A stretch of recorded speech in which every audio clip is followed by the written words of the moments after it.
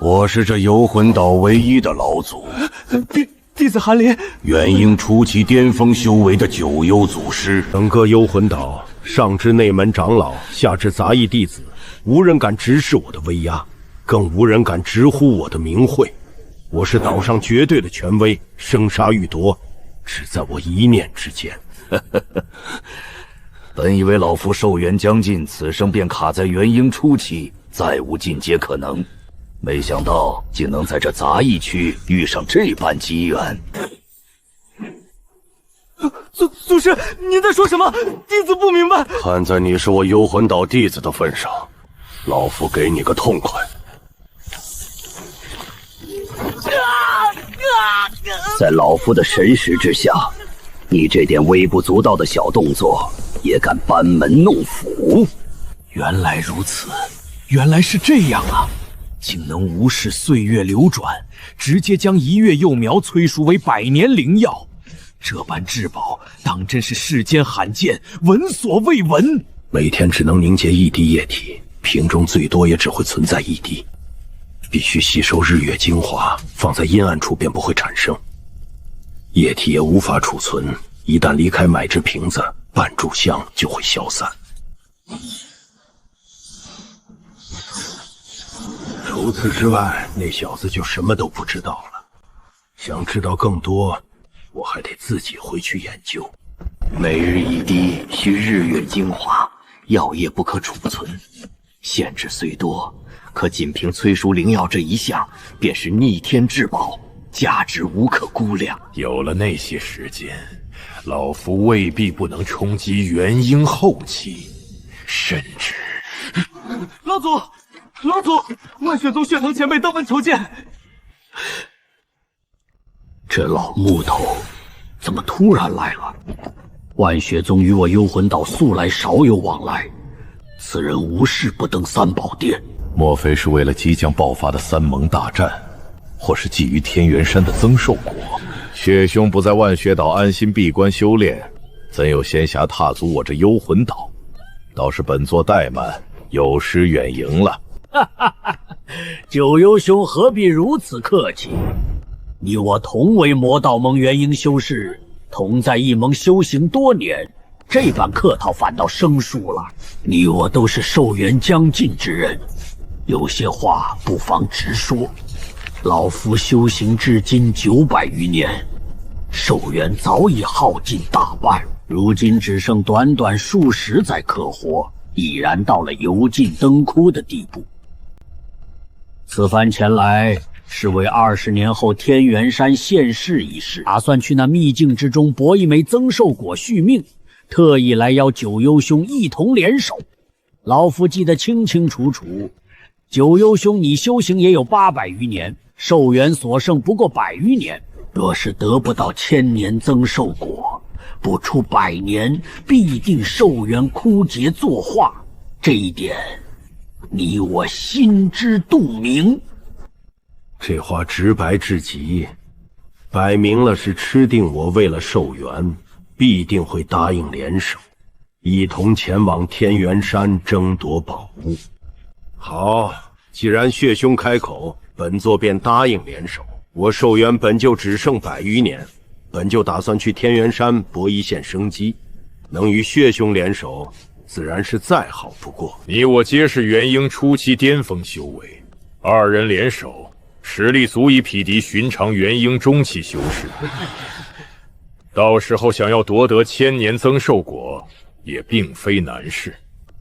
如今渊海局势紧张，魔道盟与正道盟本就势同水火，你我2人一同前往天元山，即便遇上正道盟的元婴修士，对方忌惮我2人联手，也不敢轻易动手。不过凡事都要多加小心，尤其是天地盟的人不得不防。那些人势力庞杂，向来喜欢坐山观虎斗，就盼着我魔道盟与正道盟起冲突，他们好从中渔利，切不可被他们钻了空子。其一为天地盟，由无数岛屿、坊市、修士城池联合而成，人员繁杂，势力庞大。其二为正道盟，汇聚了渊海各大正道宗门，向来以正道自居，与魔道盟势不两立。最后便是我所在的魔道盟，有一众魔道宗门修士势力联合组建。我的幽魂岛与血藤子的万血宗皆属魔道盟怀抱。三大联盟各自都有一位元婴后期大修士坐镇，维系着三方的势力平衡。天元山秘境恰好处于三大联盟的交界地带，位置特殊，每500年才会现世一次，每次开启都会引来无数修士争抢。距离天元山下一次现世，正好还有20年时间。这次若是错过，便要再等整整500年。以我如今的寿元，根本熬不到下一次秘境开启。此番天元山之行，我势在必行。话说回来，九幽兄，你那位颇为器重的徒孙残风，如今在何处？该不会是被你炼化，用来弥补寿元、提升修为了吧？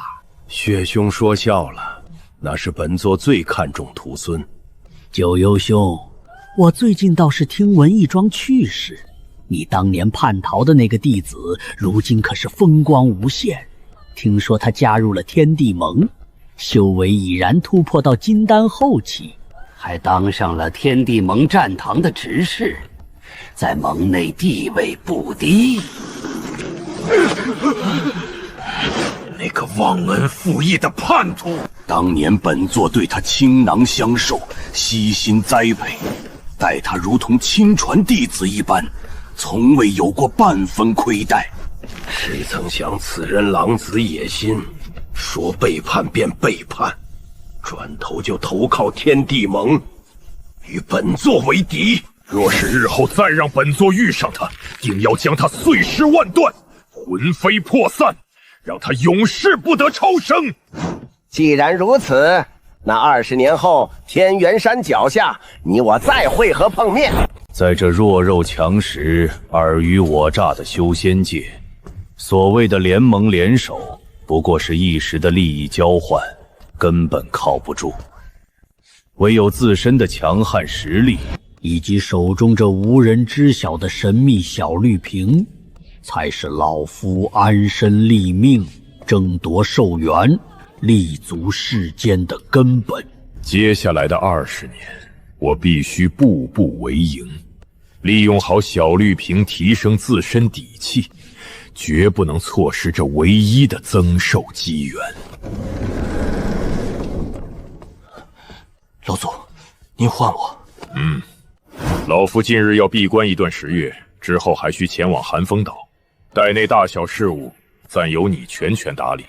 寒风岛？难不成上面的寒风木已经长成了？老祖，您可是要修炼幽魂寒玉这样般大神道？孙儿这里恭祝老祖早日神功大成，届时即便对上元婴中期修士，也有一战之力。说得不错，老夫修炼的幽都诀所在3大神通，幽都门与幽都噬魂皆已大成，唯独幽魂寒玉还差千年寒风木与海量寒烈灵气。待3大神通圆满，争夺1000年增寿果实，把握便能再大几分。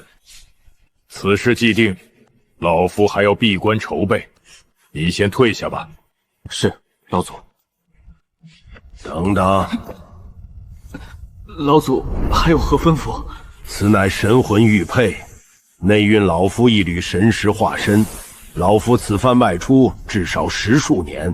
你坐镇岛内，若无过硬保命手段，老夫终究放心不下。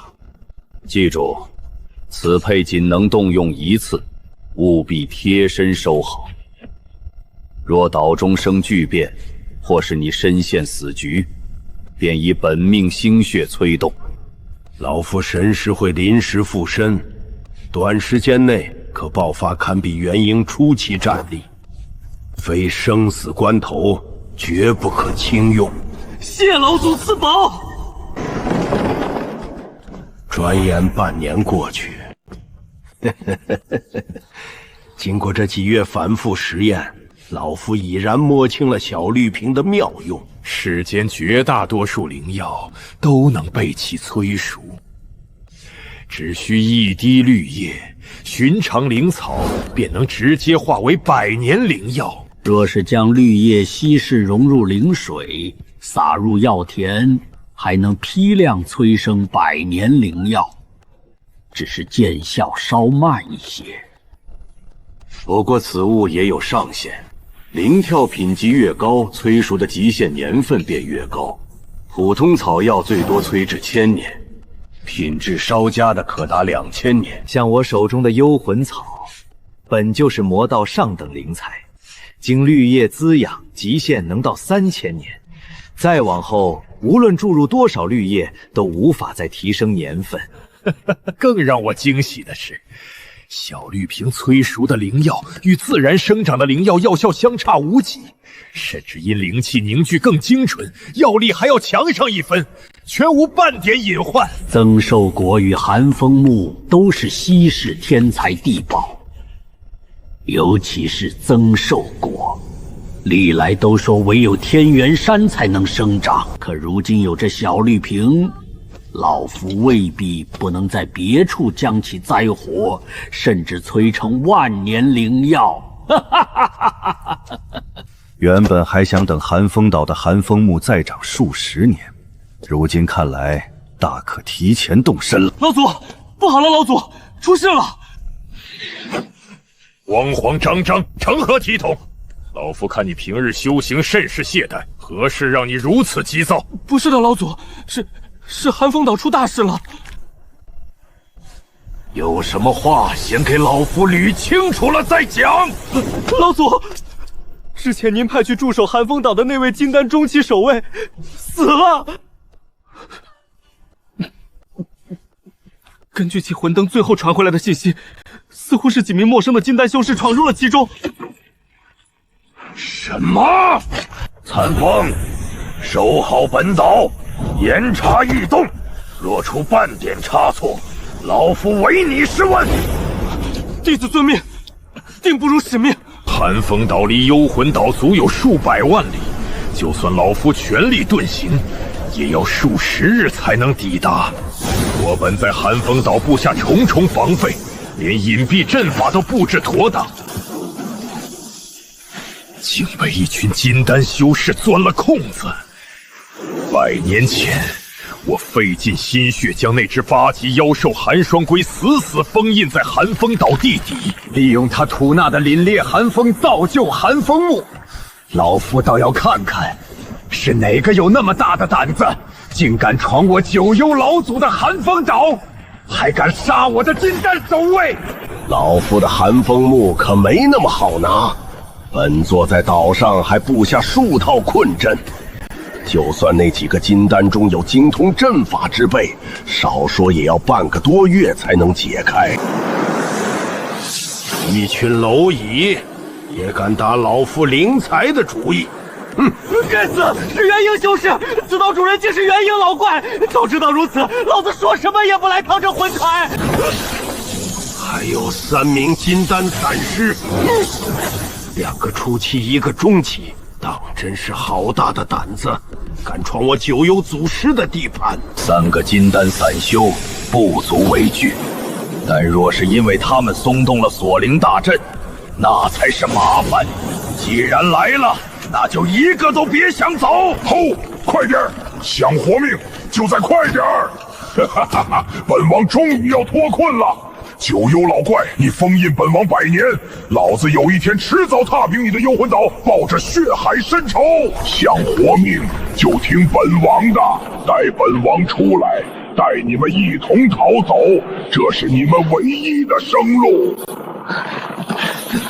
幽魂岛九幽老怪，你们应当听过这个名字吧？这座岛就是他亲手布下禁制的私产地底，若是你们一旦被他擒获，定然会遭受抽魂炼魄的极致酷刑，永世不得轮回，彻底魂飞魄散。阵法马上就破，禁制一碎，我们立刻逃走。九幽老祖的首要目标必定是这底下镇压的8级大妖，待会让这触手拖住九幽死尸，我们趁机脱身。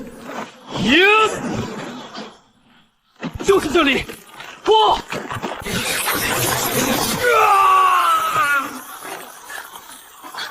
妖兽前辈，救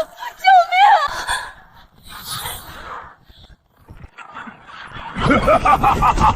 本王终于出来了，老子凭什么救你们？这群蝼蚁都死在这里吧！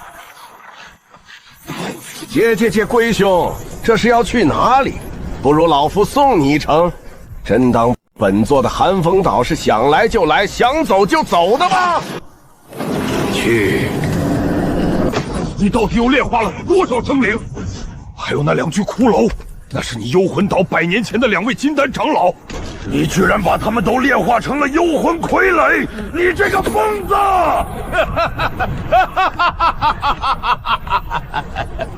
韩龟兄，本座这里给你2个选择，要么放开神魂，让本座种下神石烙印，从此加入我幽魂岛，做本座的护岛灵兽；要么就死在这里吧。你封印本王100年，让我在这暗无天日的地下苟延残喘。哼！现在还想让我认你为主？做梦！啊！你以为本王会信你的鬼话？你这卑鄙的人类！别以为我不知道，一旦被你种下神魂印记，本王的生死便全在你一念之间。说的冠冕堂皇，无非是想利用老子。等我没了利用价值，还不是任由你打杀？老夫好言相劝，你反倒率先动了手，上演最后一搏的把戏。既然如此，便别怪本座不念旧情，痛下杀手。这怎么可能？可恶！明明就差1步就能逃出升天，终究还是做不到嘛！若是你肯乖乖顺从，或许还能多活几10年。既然你执迷不悟，那老夫今日便杀你取丹，也算不枉此行，有度噬魂。是。哇！美味，实在是太美味了！哈哈哈！8级妖兽的本命精魄，可比那些金丹修士、高级妖兽的神魂美味多了。元婴修士的气场，不对，这是元婴符宝的气息。没想到那个金丹小辈身上竟然藏着这等宝物，莫非是那个元婴老怪的弟子外出历练？不管你是何方势力，既然敢闯老夫的地带，坏老夫的好事，就必须付出惨痛的代价。我九幽老祖，就是这幽魂岛唯一的主人。老祖，您回来了！孙儿在此恭贺老祖神功大成，修为精进，长生大道指日可待。残火的事处理的怎么样了？老祖放心，都按您的吩咐处理妥当了。附体快结束时，我特意在残风脑海中留音，把残火活着带回来。我要亲自处理当年这个叛逃的逆徒。乖徒弟，好久不见。乖徒儿，当年你逃走之后，老夫可是找了你好久好久，想念的紧啊。没想到你竟然自己回来了。老东西，你到底想干什么？哼！为师好声好气，没想到你却恶语相向，当真是伤了我这做师傅的心呢。残风，进来。老祖，您叫我。你不是一直想要1具金丹傀儡吗？今天老夫就满足你的愿望。这金丹后期的幽魂傀儡怎么样？孙儿多谢老祖，多谢老祖。老东西，你叫什么叫？老祖行事与你何干？北星岛的事已了，残火打听到北星岛主与残风走了近，心生怨气便去攻打，并非有人暗中针对幽魂岛。残火已死，此事结果。高阶的防御古堡，此物不愧是上古修士所留，挡住老夫全力一击，绰绰有余。有了此物，哪怕是元婴中期修士，短时间内也别想轻易破开老夫的防御。高阶的敛气幻貌秘法，待日后学会了这套秘法，便等于多了一道保命手段。日后隐蔽气息、改坏面貌、偷袭他人，都能做到出其不意。这难不成是传闻中的大陆？莫非那元婴尸骸来自这块大陆？传闻数万年前曾有化神修士横渡天渊海，前往一处名为大陆的广袤地域。若是从前我对大陆传闻嗤之以鼻，可如今这地图极为精细，无论是否存在，眼下都与我不相干。当务之急是增加寿元，待从天元山活着回来再说。小绿萍只需数十年便能培育万年寒风木，只可惜天元山15年后开启，等不了了。万年寒木暂且放一放吧。此物能催熟灵药，对修士或妖兽是否有奇效？莫非对修士也是如此？畏首畏尾，瞻前顾后，成何体统？老夫当真是越活越回去了。弟子见过祖师。去把残风叫来，准备迎客。其余人先行退下，本座待会儿另有要事商议。是。老祖，这是冲着咱们幽魂岛来的，要不要启动护岛大阵？慌什么？是客人来了。血海兄大驾光临，九幽有失远迎，还望恕罪。九幽兄客气了，在下此次前来，正是为数月前道友救了在下爱徒之事，特意登门道谢。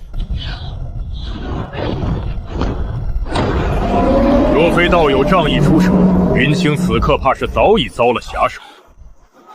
老祖，这位莫非就是传说中那位血海真人？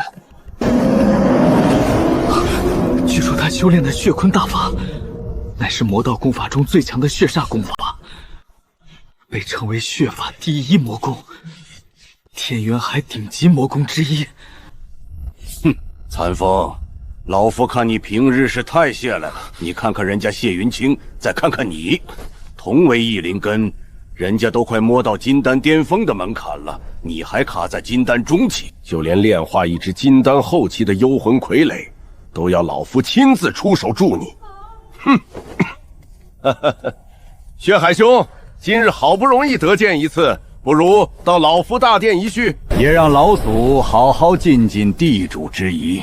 好，好，好！既然九幽兄相邀，那在下就却之不恭了。血海兄，请。九幽兄，此乃一枚8级大妖的妖丹，便当作你救了在下爱徒的谢礼。区区薄礼不成敬意，还望九幽兄笑纳。8级妖丹，元婴修士也极为垂涎的珍品。哎呀，血海兄太客气了，举手之劳而已，何必如此破费？九幽兄说哪里话？区区一枚8级妖兽的内丹罢了，算不得多么贵重。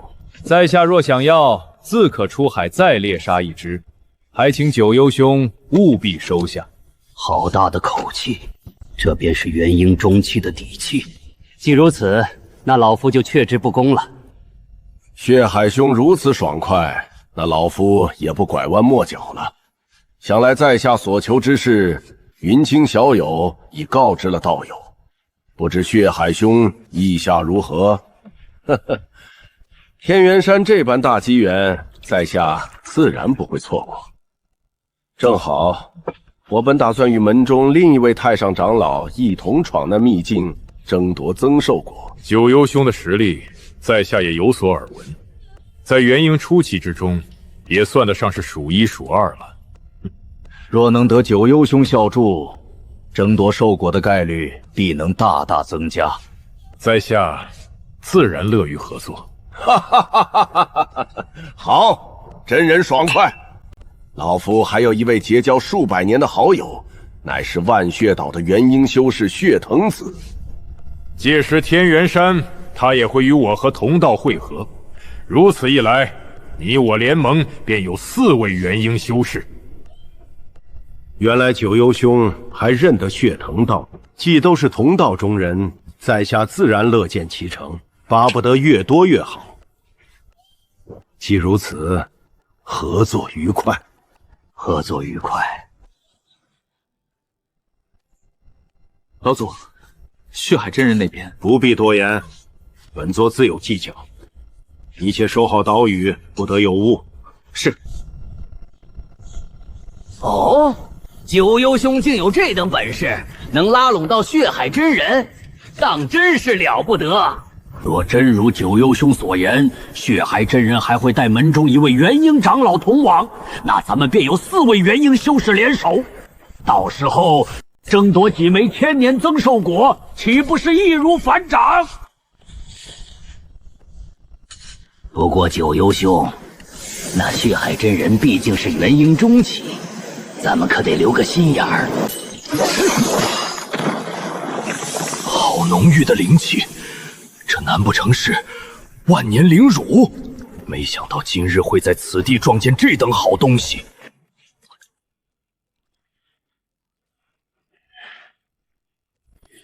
无论此地有没有隐藏的上古传送寨，单凭这一趟便已经不亏了。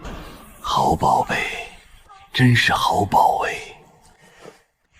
若传闻中的大陆真的存在，那定然距离天元海极远，寻常元婴修者根本不可能跨越。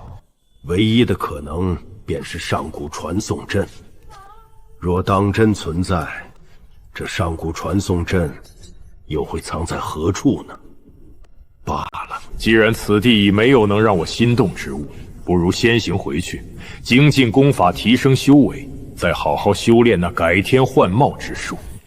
天元山之行才是眼下的头等大事。15年过去，我利用绿萍培育20余株千年寒风木，将幽都寒玉修至化境，又彻底掌握了改天换貌之术。这15年，我没有丝毫懈。 15年，差不多了。残风，弟子在。此番天元山之行，你随本座同去。是，弟子遵命。此行凶险，你只需跟在老夫身后，莫要多事，莫要多言。若敢自作主张，弟子万万不敢。起来吧，出发，让诸位久等了。不晚，正好。 贫僧血窟久仰九幽道友威名。天元山现世之处位于三盟交界，届时正道盟、天地盟，包括我等所在的魔道盟都会派人前来。咱们4人联手，从西南侧切入，先抢几枚增寿果再说。血海道友说的有理，不过咱们魔道盟此番来的可不止咱们几家。 阴谷老魔那边也拉拢了3个人，还有黑煞岛的夫妇俩。到时候碰上了，是联手还是各抢各的？增寿果就那么多，本座可没大方到分给别人。阴谷老魔那人，贫僧打过几次交道，此人吃相难看，若真撞上了，怕是不会善罢甘休。老夫倒有个提议。 增寿果每人只需1枚，咱们4人与其冲在最前面当靶子，不如先观望片刻，等正道盟和天地盟先打起来，阴谷老魔那些人冲上去抢的时候，咱们再出手，既不伤和气，又能减现成的。九幽兄的意思是，让他们先去拼命，咱们在后头收碗。正是，幽兄好算计。 不过，若人人都这么想，都等着别人先动手，那谁去打头阵？总有人会忍不住的。增寿果就在眼前，谁能真沉得住气？好，就依九幽兄之计，进了秘境，咱们4人同进同退。谁若在背后使绊子，休怪本座不讲情面。血海道友放心，老夫还没蠢到自断手脚。真人多虑了，既为同盟。 自然共进退，同盟不过是互相利用罢了。到了关键时刻，谁还顾得上谁？白鹤子、高谭山都是正道盟的元婴修士，看来其他人应该也快到了。九幽老魔，200年前你偷袭于我，还想要了我的命，这笔账老朽至今都还记得。当年老夫一举重创于你，本以为你寿元无多，早就作画了，没想到你竟还能苟延残喘至今，倒让老夫意外的很。斗不过老夫，今日还敢在此大放厥词！再多说一句废话，小心本祖师当场炼了你！九幽小老魔，当真是好大的口气！你要炼化谁呀？不如将本人也一同炼化了，如何？竟然敢这样叫幽魂祖师，莫非是元婴中期修士？天罗剑诀是天剑岛的大长老方无忌。方道友，你可算是来了！哈哈哈！没想到方大长老也来了。听说方大长老的天罗剑诀已修炼至化境，本座还真想找个机会领教领教，看看是你的剑元厉害，还是本座的血坤大法更胜一筹。血海、血窟、血藤子九幽没有血字，但是你那幽魂岛上所有弟子都是你的血。这得有多少人啊？据家师所言，此番天元山开启，3盟加起来，少说也有20多位元婴修士到场。至于金丹筑基的，那就更多了。谁怕了？我家老祖还在这儿呢。阴谷老魔来了，还带着3个元婴初期，看来拉了不少帮手。阴谷这老东西素来吃独食，这次居然肯带人，看来是怕自己镇不住场子。黑沙岛的那对夫妇也到了，万毒门的毒老怪，天煞宗的煞无极。正道盟那边除了方无忌、青山老怪、白鹤子高仙山之外，又来了几个。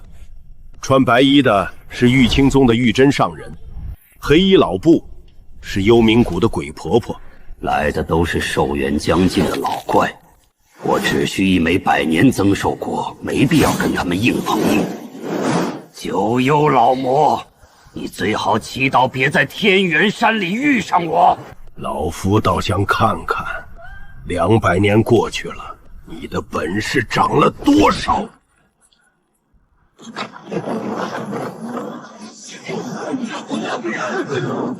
跟紧了。是，老祖。好磅礴的生命精气，不愧为天渊海数万年以来第一秘境。老祖，这就是天元山？这里还不算真正的天元山。血海道友，此话怎讲？咱们在外面看见的那座巨山，不过是天元山的虚影。咱们现在所处的位置，虽然已在秘境之中，却只能算是边界。真正的天元山还在更深处，距离此地少说也有1000万里之遥。1000万里？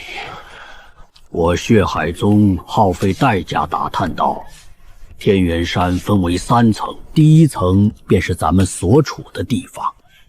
待行至最深处的天元山山脚，设有传送法阵，通往第2层。传送到第2层后，便是山腰。想要上到山顶，共有4条路可走：熔岩路、冰寒路、天雷路、狂风路。一旦踏入，便无法退出。至于天元山山顶，那里才会诞生增寿果。既然2位道友已大致知晓，不如我等先在此地暂时分开，各自寻找机缘，届时再在天元山山脚汇合。第2层的传送阵只有在第2个年头才会正式启动。2位道友意下如何？老朽自是赞成，正好我也想看看这天元山内究竟藏着何等天才地宝。日后便用这玉牌在天元山山脚汇合。老祖，咱们往哪边走？走。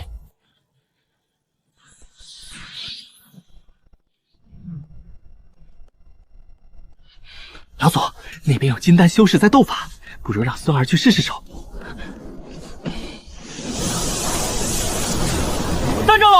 我二人为您护法，您先撤。魏长老和钟长老被缠住了。本长老本就是将死之人，岂能弃你们而不顾？更何况就凭他们4个，休想拿下老夫！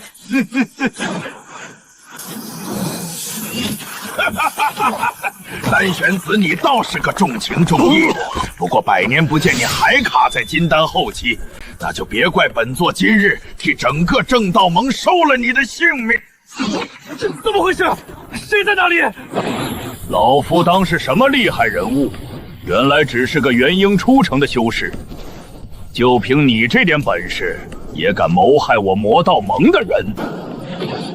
九幽，竟然是你这老魔！找死！想走？逃得倒挺快。丹长老，古道友没派元婴长老跟随你吗？九幽道兄有所不知，古大长老不便抽身，便派了魏长老和钟长老与我同行。老朽本是将死之人，想来天元山一了心愿，谁知撞上魏长老死敌玉真上人周玄真。我在2位掩护下逃脱，却又被这4人围困。说来当真是惭愧。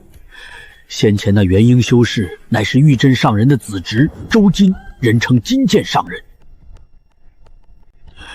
九幽兄，日后定要小心此人报复。呵呵，残风既然知道了，还不快过来见过你丹师伯？晚辈残风见过丹师伯。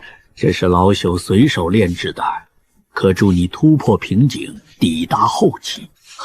多谢师伯赐药。丹长老，此地不宜久留，我等还是先尽快找一处安全之地再说。在下身上有追踪玉牌，等魏长老他们脱身，自会来寻。今日多谢九幽兄相助，日后定有重谢。长老客气。100年前，若不是道友为老夫炼制的那一炉幽魂丹，老朽还无法达到如今的修为。今日又怎会这般轻易地吓退那周金小儿？对了，九幽兄，据古籍记载，这天元山山顶盛产一种名叫万灵草的灵药，可炼制万灵丹，助元婴突破瓶颈。待日后炼成，在下必定赠与道友1枚，说不定可助道兄一举踏入元婴中期之境。丹长老说笑了，老夫实在见不得那些伪君子暗算我魔道盟修士，这才出手。至于万灵草嘛，老夫若是遇上了，自会替道友留意。魏长老他们来了。魏师兄，钟师兄，这位是幽魂岛祖师九幽道兄，若非九幽兄及时出手，老朽恐怕……老夫幽魂岛岛主九幽见过无尽岛魏、钟2位长老。原来是幽魂岛九幽道友，老夫魏坤，这是在下师弟钟火。多谢道友仗义出手，事后我吴尽幽必有重谢。看到2位长老安然无恙赶来，老夫也就放心了。可惜本人来迟一步，其中1位金丹后辈已被周金捉杀。既然2位长老已到，老夫便交换了。周金，什么狗屁金剑上人！莫叫本座撞上他，否则定要叫他为我岛长老偿命。还有他二伯周玄真，迟早有一日，定让他们百倍奉还。九幽道友，你坏了周金的好事，若道友不放心，可与我师兄弟3人同行，彼此也好有个照应。多谢几位长老好意，不过老夫独来独往惯了，便真撞上那周玄真，也有脱身之法。待之后天元山山脚传送战处，我等再会合。老夫还有3位好友同行，到那时咱们再暂时联盟，如何？也好。九幽道友，1年之后咱们天元山山甲会合。走吧。是，老祖。7阶妖兽天狮兽，实力倒也不错，堪比金丹后期修士。残风，你不一直想试试你那幽魂傀儡吗？你且去试试手。是，老祖，您就看对儿的吧。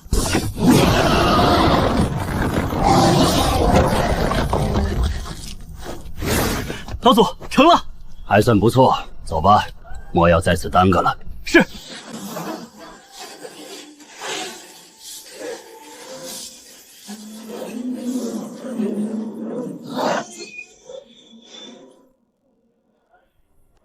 这药香闻上一口，便让人心驰神怡，连日赶路的疲惫都消散了几分。安神草，此物以灵火点燃后，有安神静心之效，可助修士在修炼时摒除杂念，抵御心魔。眼前这五株少说也有3000年份，如此年份的安神草，在外界早已绝迹。没想到竟能在此地遇见，当真是天教老夫。我说两位张家两位小友，本长老虽结营不久，但好歹也是元婴修士。若是两位愿意退让一步，本座可另付10万灵石，取3株安神草，两位取2株，各自安好，岂不是两全其美？吴前辈，莫说你只是元婴初成，便是老牌的元婴初期修士来了，我兄弟二人今日也绝不退让。我兄弟二人联手施展秘术，再上他应之变，再加上施赐的天光镜古堡，短时间内可不逊于元婴初期修士多少。更何况我们家师神光真人早已是元婴中期巅峰的存在，乃数百年来整个天地盟中最有希望突破元婴后期的修士。这些安神草若能多带1株回去，说不定就能为家师多增添半分突破的可能。一旦家师突破，我天地盟便有2位元婴后期大修士坐镇，到那时整个天渊海还不是由我们说了算？前辈难道不愿见到这个结果？还是说……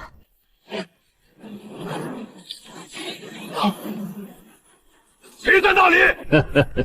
堂堂一名元婴修士，竟被2名金丹小辈威胁至此，当真是丢了我辈修士的脸面，可笑，可笑至极。也不知我现在能否对付一名金丹巅峰的修士。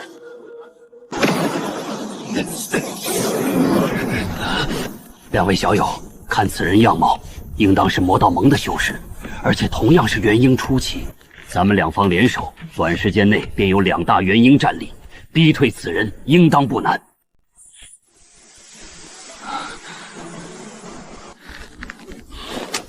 好，吴前辈够仗义。我兄弟二人还从未与元婴修士真正交过手，今日正好领教领教。吴前辈，快出手！姓吴的，你！哦，增加速度的古堡嘛，有些意思。可恶，那姓吴的一定是故意的。若能回去，若是能回去，燃尽心血也要活下来，怎能命丧于此？口气倒是不小，可惜就是实力差了些。本祖神倒想看看你能逃到哪里去。前辈，你与我无冤无仇，那安神草即可拿去，有什么不能好好说话的？好好说话，老夫堂堂魔道祖师，还要跟你一个小小的金丹曲尺好好说话？哈哈哈哈哈！可笑！逃啊！怎么不继续逃了？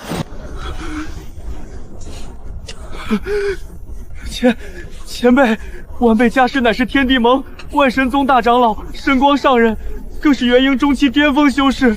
你还敢威胁本祖师？哼！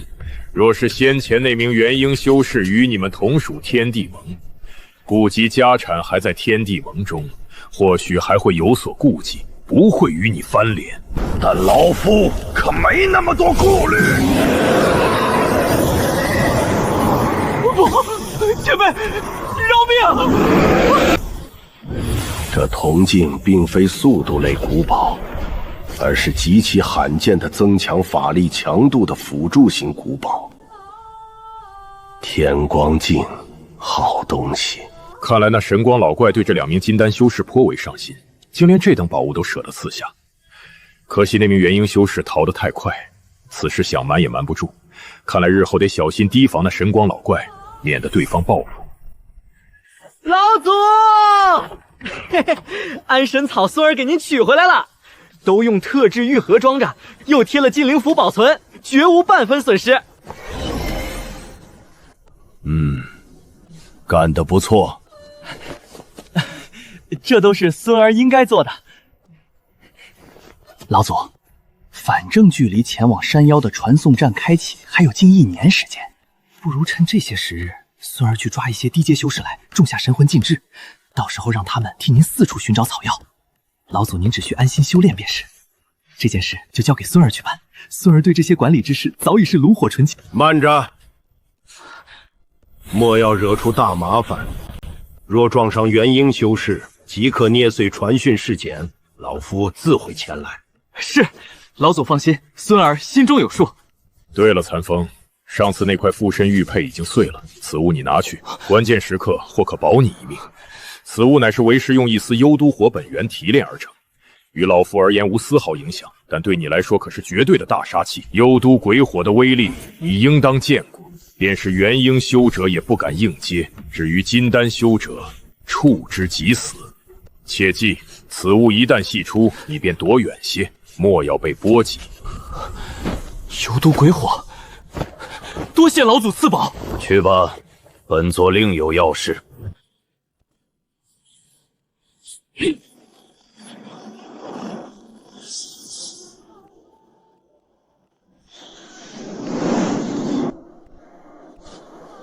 这秘境实在太大，想要一下子抓到大把修士，难如登天。总算遇上几个像样的了。尔等老老实实待在此地，莫要轻举妄动。能为我幽魂丹办事，是你们的福分。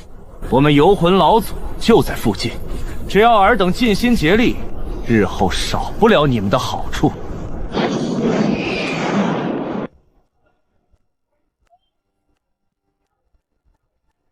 郭老弟，你可认得这是何物？我观此草灵气不俗，少说也有200年份。此物名为玉灵草，专用于饲养灵虫灵兽。黄道友若是想培养灵虫，此草可加速其成长，还能使其体魄更加壮实。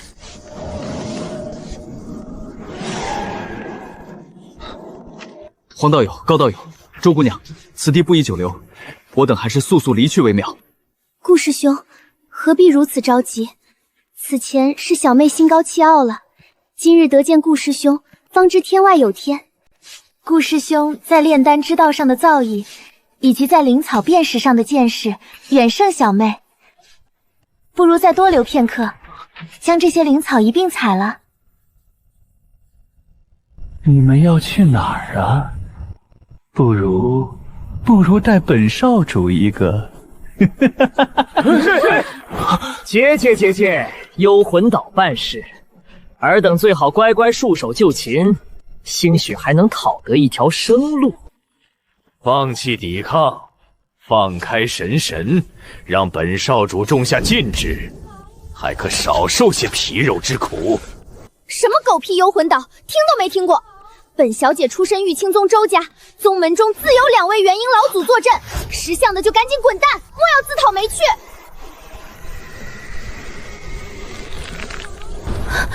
这位道友，你虽贵为金丹中期，可我方好歹也有4位修士，你一上来便张口闭口要我等投降，未免太过狂妄了吧？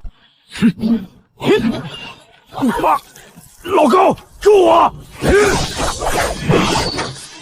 黄别怕，黑金灵剑去老黄。周姑娘，你先去看看黄道友的伤势，我去对付他。好，敬酒不吃吃罚酒。既然你们如此重情重义，那就都死在这里吧！这是至阳灵火。顾老弟竟还有如此厉害的神通，可真是瞒得哥哥好苦啊！我还真以为你不善斗法。不好！若不是有老祖亲手炼制的这幽魂傀儡在，恐怕本少主今日还真就着了你小子的道！竟敢损坏老祖赐予我的幽魂傀儡，当真是罪该万死，罪该万死！去，把那3个解决了！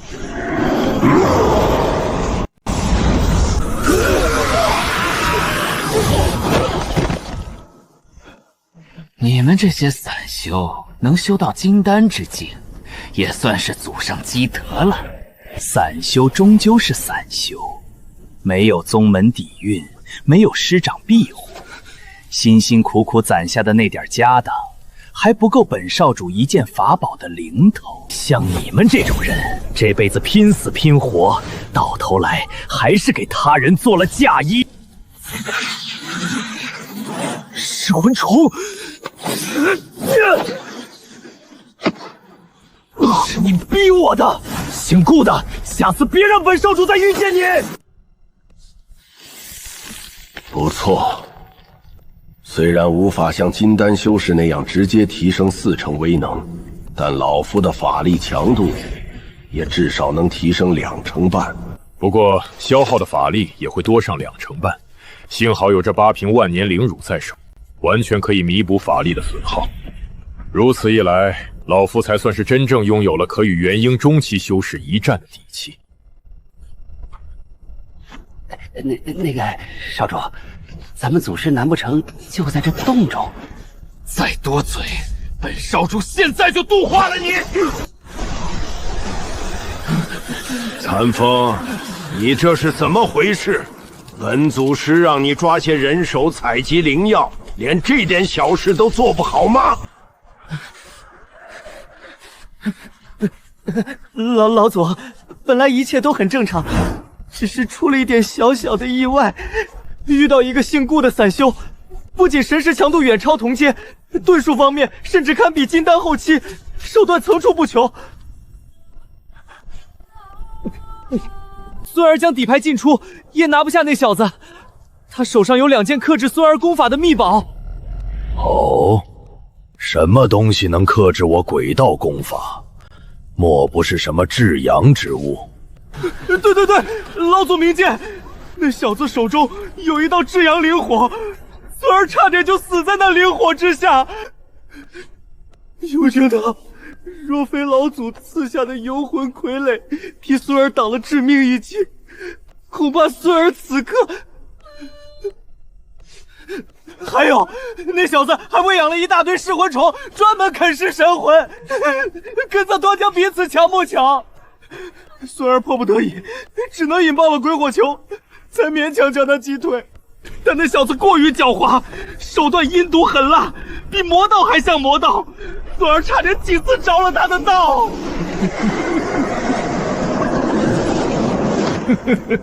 有意思，狡猾阴毒狠辣。你这么一说，老夫倒是对那小子有些兴趣。残风，孙儿在。去吧。是。孙儿这就去多抓些人手来。姓顾的小子，至阳灵火、噬魂灵虫，还有那超越同阶的神石，这小子身上肯定隐藏着什么秘密。尤其是那噬魂虫，可不是一个散修能够拥有的。哇，老祖，这便是天元山，这里简直太美了。虽然古籍中早有记载，心中也有所准备，但亲眼看到，确实令人惊叹。此地汇聚的修士越来越多，须得打起精神。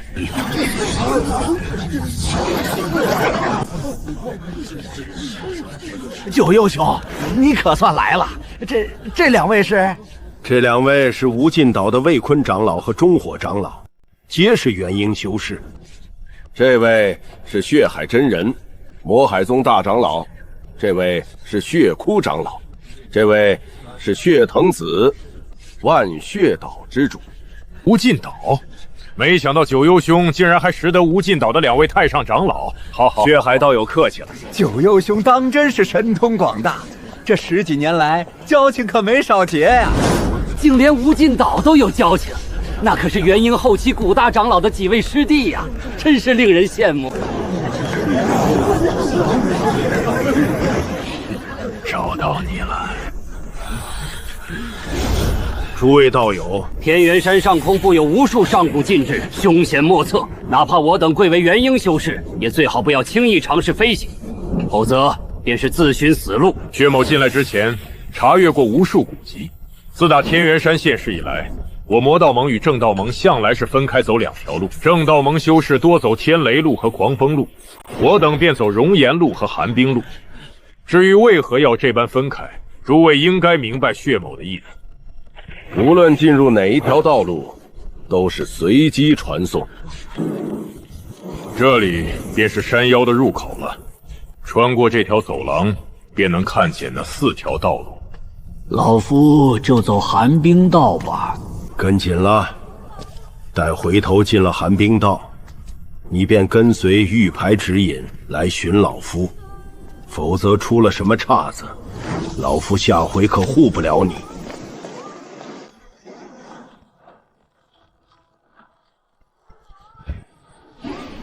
中了老夫的鬼火本源，无论你逃到天涯海角，都逃不出本族师的手掌心。噬魂虫，外界早已绝迹的天地奇虫，当真是叫人期待啊！那人传送进了狂道，待出了秘境再说。此地寒气浓郁，若能吸收炼化一番，定能加强神通。可惜不能久留。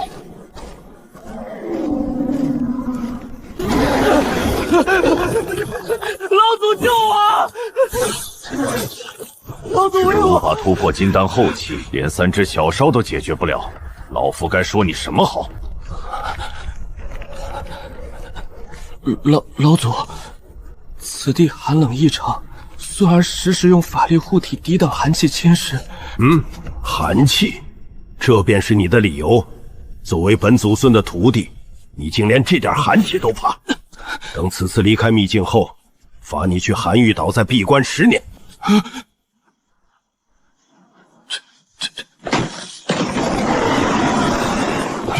老祖，这些是什么？怪不得老夫总觉得这冰里蟒灵智不高，只能凭本能战斗。这处术的精魄，竟与外界的7级妖兽相差无几。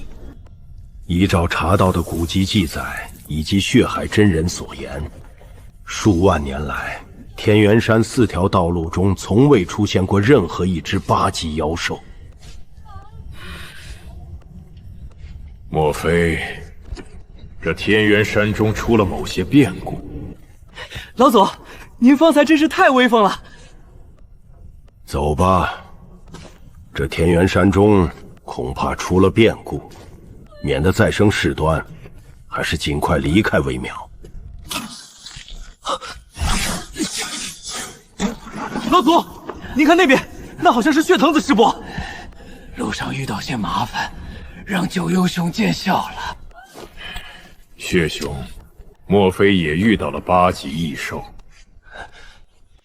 听道友的意思，莫非你也遇到了？看来是了，恐怕不止咱们走寒冰道的出了岔子，走熔岩路的血海真人他们想必也遇上了，其他几条道路多半也是如此。就是不知到底发生了什么变故。既然我等都已到了此地，便没了退路。为今之计，还是先去天元山山顶争夺增寿果要紧，否则等旁人把果子抢光了，我等才是竹篮打水一场空，白跑一趟。这就是天元圣树，我们到了。残风，你去天元圣树外围，专采那些100年份的增寿果，莫要贪心，得手便撤。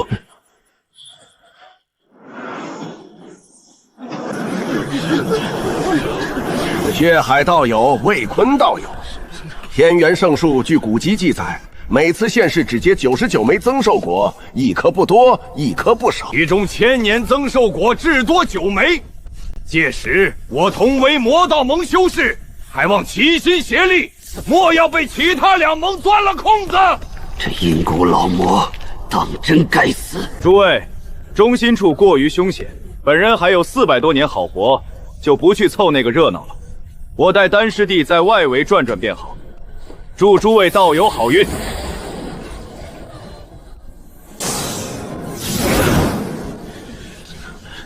九幽兄，那1000年增寿果一共是9枚，我们魔道盟来了3位元婴中期，正道盟2位，天地盟2位。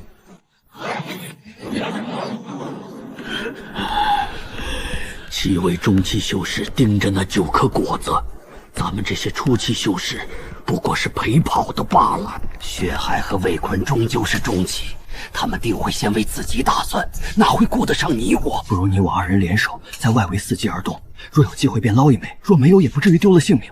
九幽兄意下如何？血兄好意，老夫心领。不过老夫素来独来独往惯了，不习惯与人联手，血兄还是另寻他人吧。诸位如此客气，那老夫就不客气啦。黄无忌，你倒是心机！我等的就是这一刻。这便是增寿果，一股香甜之气裹挟着悠悠灵气，顷刻沁满鼻腔，让人浑身舒畅，连日奔波的疲惫都消散了几分。所谓的同盟，所谓的合作，在区区9颗1000年增寿果面前，顿时变得子虚乌有。20来位元婴修士各怀鬼胎，时而联手围攻他人，时而翻脸互相提防。前一夕还在精尖作战，后一夕就兵刃相向。尽管如此，绝大多数人都没使出全力。谁若动用全力受了重伤，恐怕立刻就会成为猎物，失去资格。每个人都留着一手，等待最佳时机。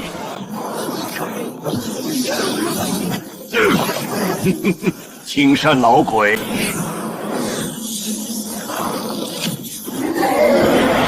九幽老魔，你找死！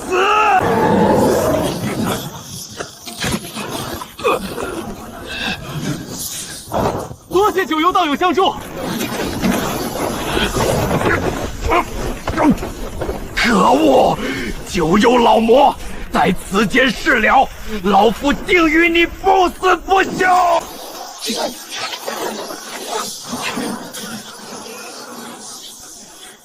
我早就施展了改天换貌之法，隐藏在暗处，即便是元婴中期修士，也休想发现。我出手的目的很简单，就是不让青山老鬼好受。若能重创他，自然最好，但我绝不会在原地久留。那老东西寿元将近，真逼急了，定会找我拼命。那是离开天元山的传送阵，一旦增寿果被摘完，便会自行开启，传送到天元山方圆500里内。怎么回事？天元叔叔怎么了？万年增寿果，我活了800多年，翻阅无数古籍，从未听说过天元山会结出万年级别的增寿果。这完全超出了所有人的认知。这莫非是万年增寿果？1000年增寿果固然珍贵，但还不至于彻底撕破脸皮。可万年增寿果，足以让元婴后期大修士疯狂。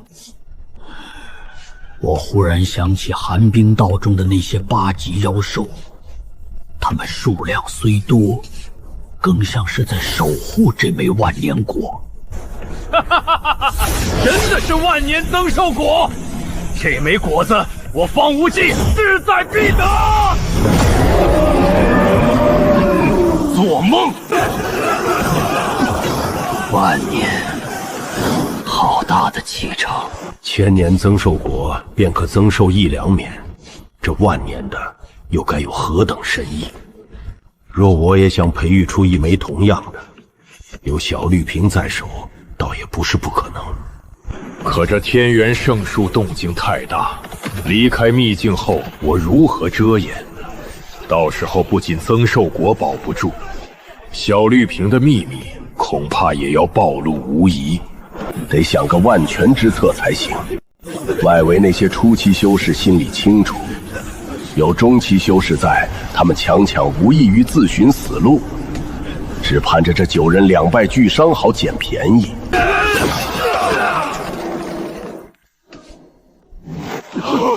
哥哥，怎么回事？难不成是万年增寿果现世？那些元婴老怪打架动静太大，触发了天元圣树周遭的上古禁制。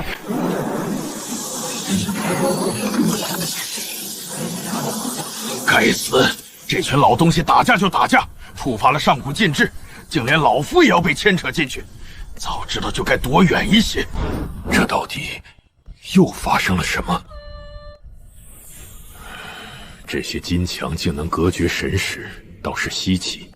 若有机会，我还真想带些回去好好研究一番。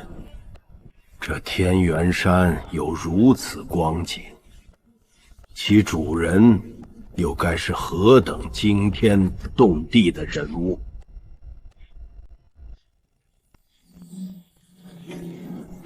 这是什么灵药？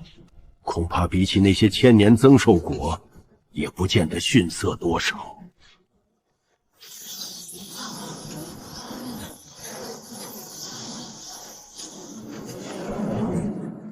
果然还是老夫心存侥幸了。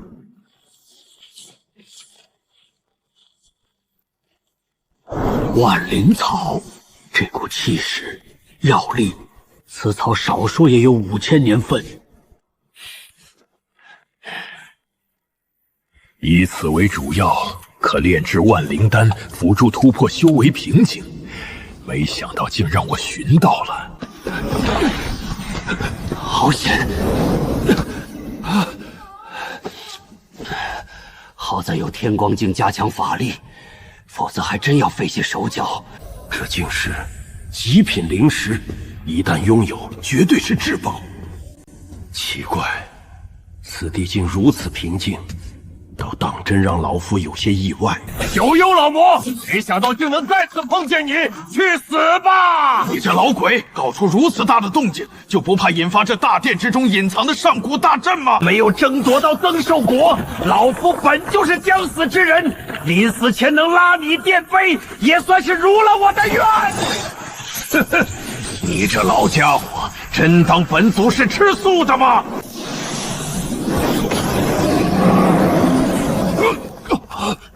你数百年不见，你的本事倒也没长进多少。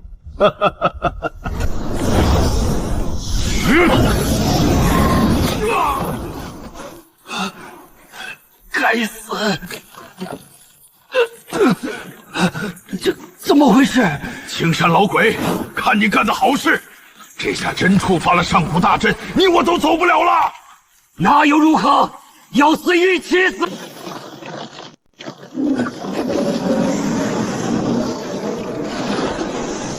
原来极品灵就是寿果。若非这老鬼触动禁制，我就错过了。他要同归于尽，那便看看谁先死。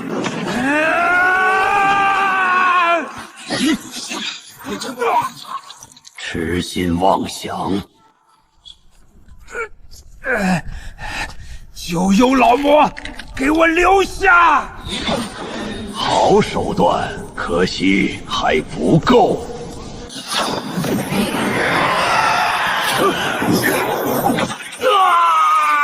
老鬼，受死！老夫寿元将近，这颗增寿果是老夫唯一的希望。今日哪怕只剩元婴，老夫也要搏上一搏。别做梦了，今日你难逃一死！给老夫滚开！老鬼，你是强弩之末，还想负隅顽抗？有毒噬魂！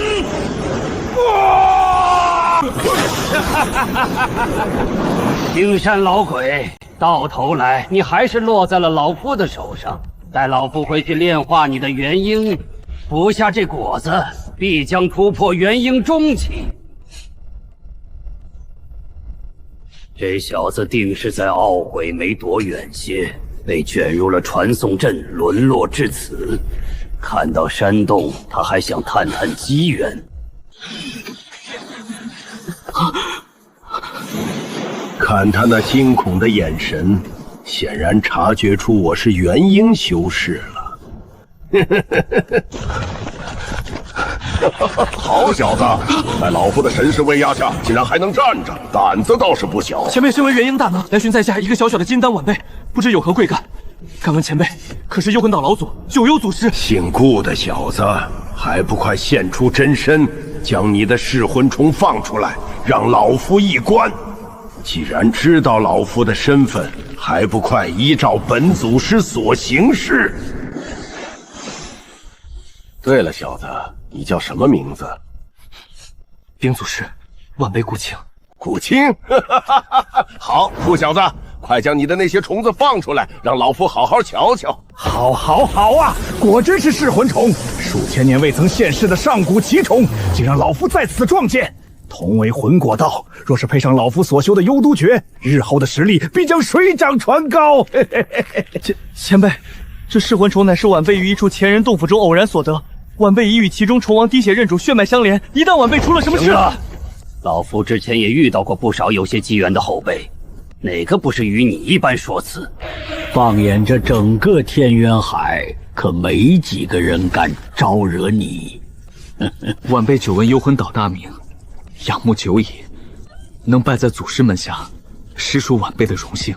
好，师傅，你便是老夫的，这是为何？好徒弟，既然你成了我幽魂岛的弟子，自然要举行入岛仪式。只有如此，你才算得上是本祖师的真正亲传弟子。你且放心，不止你一人，整座岛上的弟子都是这样过来的。弟子顾青见过祖师。对了，你不是还有一件至阳灵火吗？老夫对此同样很感兴趣，放出来让为师看看。回师傅，此物同样是徒儿在那座前人洞府中获得的，名叫金阳真火。果然是一件至阳灵火，竟连老夫那徒孙所修炼的幽都魔气都能克制几分。此火你从何得来？唤作何名？禀师傅，徒儿对那位前辈也知之甚少。金阳真火噬魂虫，有这两件宝贝，此人应当有些声望。可我从未听说过，这小子不敢骗。好徒弟，那你寻到那座洞府，获得这些机缘时，可知那原本的主人叫什么名字？来自何门何派？只知那人自称天阳上人，好像来自青阳门。徒儿也曾寻找过，却始终找不到其半分踪影。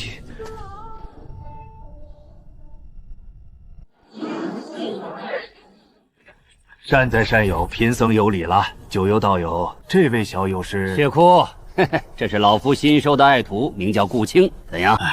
也不知师兄还有其他同道被传送到了何处。贫僧连一颗千年增寿果都没能争到，实在惭愧。还有那颗万年份的增寿果，也不知被传送到了哪里，又被何人夺去了。是啊，没想到天元山中竟出了此等变故。万年增寿果现世，这渊海恐怕又要掀起一场腥风血雨了。九幽道友运气一向不错，此次秘境之行，想必收获颇丰吧？血窟道友说笑了，老夫这一路上竟遇到些7、8级妖兽，要不然就是些上古禁制。增寿果倒是见了几个，可惜都是些百年份的，被金丹小辈抢去了。老夫拉不下脸面跟他们争，只好空手而归。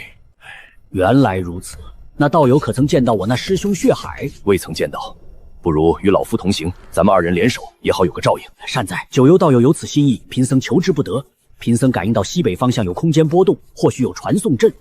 既如此，便去西北方向。你跟在老夫身后，莫要乱走。是，师傅。此地不宜久留，以老夫之见，早日出去为妙。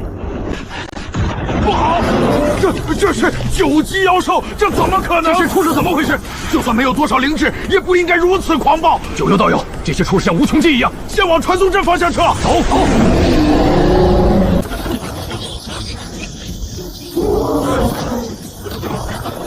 小心，他在蓄力，快走！老祖，索尔可算找到您了，您竟将这小贼抓来了。残风，无需刀兵相向，认识一下，此人日后便是你的师弟，名叫顾青。你们二人日后当好好相处，莫要再生事端。那个顾师弟，残师兄，血窟道友，天山之行已然了结，老夫尚有要事在身，便不在此耽搁了。阿弥陀佛，贫僧还需在此等候师兄，来日有缘自当再会。九幽道友，许久不见，恭喜道友又收了一位家徒，还练成了幽都鬼火，距离大道又进步。我这里有2枚8级妖丹，1株千年玄山草，想与道友换上一换。阴谷道友，你怕是找错人了，老朽身上哪有什么你想要的宝贝？哼，你这老鬼，休要哄骗老夫！老夫这只金灵兔对高阶灵药最敏感，嗅到你储物袋反应最激烈。道友可还有话要说？哈哈哈哈！没想到道友连金灵兔这等奇兽都有。既然如此，那老朽也瞒不住了。不错，老朽身上的确有几株高阶灵药，而且都是3000年份的安神草。此事是在下孟撞了，这2枚妖丹与玄山草，便与道友换这株安神草是了。好，道友爽快。阴谷道友，日后若有闲暇，不妨来老朽的幽魂昭做客，老朽定当好生招待。若不是红秃木不曾到安神草做幌子，今日那只金灵兔，哼，迟早也是老夫的囊中之物。残风，老夫要闭关一段时月，你去给你新来的师弟寻个住处，莫要怠慢了。是，弟子遵命。此物是你师弟的神魂玉佩，老夫闭关期间，若这小子有任何弊动，你便以此物将其制住，痛楚生死皆在你一念之间。放心吧，老祖，孙儿弟为您办得妥妥当当。好了，乖徒弟，为师并非什么嗜杀之人，只要你按说好的将培育出来的虫卵交予老夫，老夫绝不会亏待你。还请师父放心，徒儿定当竭尽全力。初期修士的元婴，我虽无经验，但慢慢炼化便是。青山老鬼，老夫还真得好好谢谢你，不仅帮老夫找到万年增寿果赠予古宝，如今又用元婴助我松动瓶颈。九幽道兄大驾光临，丹长老有失远迎。老夫此番前来是为那万灵丹一事。贫道倒也寻到了2株，只是年份差了些，贫道不敢打包票一定能成。长老，且看看这个。这是5000年份的万灵草。九幽道兄，你竟然寻到了如此年份的万灵草。侥幸而已。丹长老，那万灵刀能练，而且效果远超预期，对突破瓶颈的注意是2倍以上。那便有劳丹长老了。丹药炼成之后，老夫自当重谢。万年增寿果现世后，3大联盟躁动，天元山秘境竟在向外延伸，这天元海怕是要不太平了。恭贺老祖出关，修为大进。行了，别说这些没用的。你这日子一直来大殿门口，可是有什么要紧之事？老祖，干得不错。那顾青这1年来如何？老祖放心，那小子安安分分，距离产下虫卵也要不了几天了。残风，老夫要闭关突破元婴中期，需要数十年，岛上事务由你打理。丹玄子曾赠你丹药，待老夫突破后，你便服用丹药冲击后期。多谢老祖挂念。这幽魂岛的九幽老怪躲在岛上什么都不做，连征召都敢置之不理。今日这幽魂岛要么消失，要么让岛上所有人去地狱受潮。这怎么可能？这是青山老鬼的天青山古堡。原来是万长老和白道主，不知2位驾临老夫的幽魂岛有何贵干？两位道友无缘无故对老夫的游魂岛动手，若不给本人一个交代，老夫定要讨个公道。恭护九幽道友突破元婴中期，我等奉命前来，渊海动荡，登邀道友出关相助。如此说来，倒是老朽的不是了。老朽在岛上闭关突破，没能及时相助，惭愧惭愧。九幽道友说笑了，道友突破为我族增添大战道力。1月之后，还望道友前往无尽岛一趟，共商对策。哼，这修仙界终归是要以实力说话。顾青，徒儿在，你倒也老实，这些年不曾有过印度。徒儿岂敢有二心？这是3万枚噬魂虫虫卵，请师父过目。这金阳真火，徒儿也愿献出。徒儿只求师父留一命，愿效犬马之劳。好，很好。本年5余宗中兵蟹来月有何意？好好做事，本座自不会亏待你。克制魔道的克星，如今也成了我的囊中之物。金阳真火，至阳之火，天生克制一切邪魔外气。我体内经脉流淌的尽是修炼幽都诀而练就的幽都魔气。若妄图将此火炼化入体，无异于引狼入室。两股截然相克的力量在经脉中冲撞，轻则法力紊乱，经脉寸断；重则神魂俱灭。哼，但凡有些见识的修仙者，都不会做此等自寻死路之事。因此，想要将金阳真火收为己用，必须另寻一个载体，再通过此载体施展真火威能。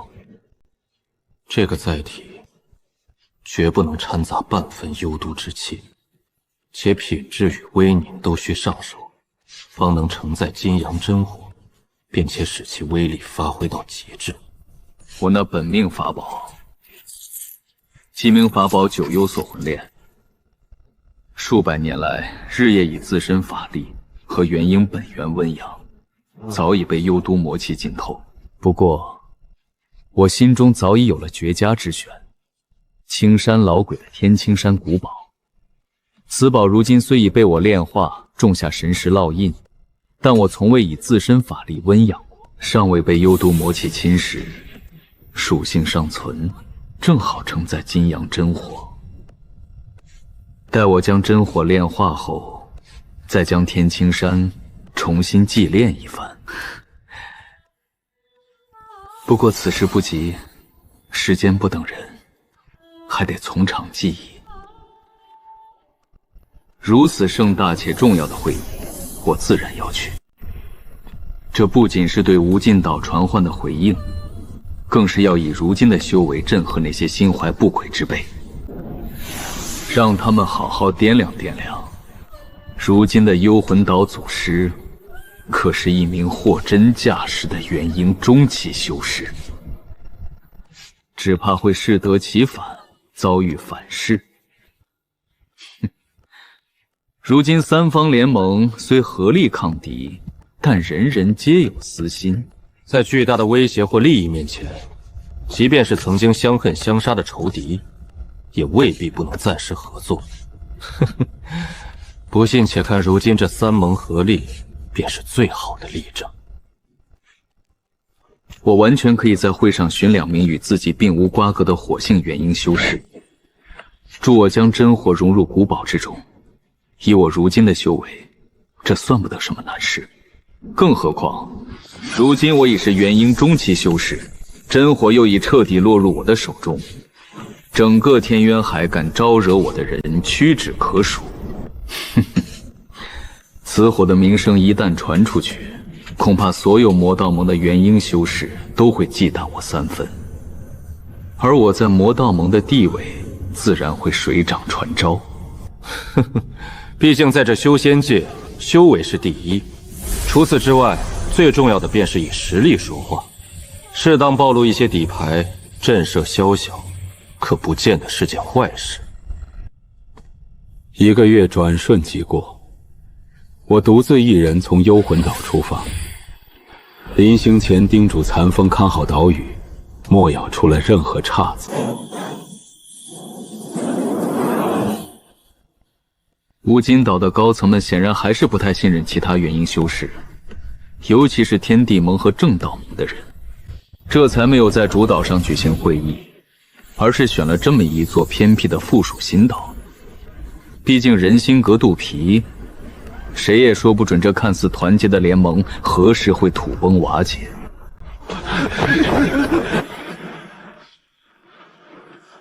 啊，这位前辈，可是我魔道盟的元婴中期修士。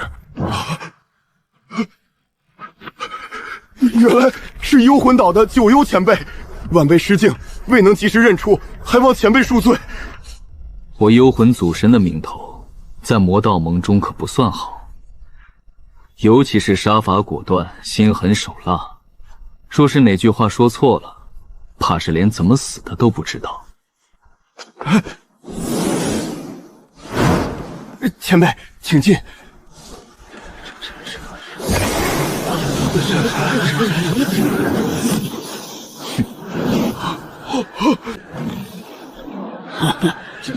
几十年过去了，九幽道友风采更胜往昔呀。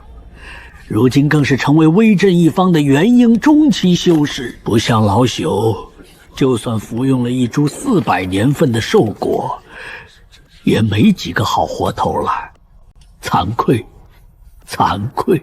岳兄说笑了，老夫也不过是依靠丹长老炼制的那万灵刀侥幸突破瓶颈罢了。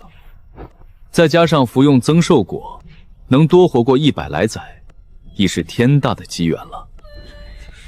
毕竟是结识了数百年的同道，如今却要眼睁睁看着对方寿元将尽，作化而去，心中不免生出几分误伤其类之感。若当年没有抢到那小绿瓶，我恐怕再过100些年也会同对方一样，无奈且遗憾地坐小于此。不过今时不同往日，我拥有了小绿瓶，我的路绝不会止于此。我瞬间认了出来，这黑袍修士不是他人，正是天元山之行结束后曾来找我做交易的阴谷老魔。10几年不见，看他面上那副不咸不淡的神情，多半是空手而归。哼，周玄真。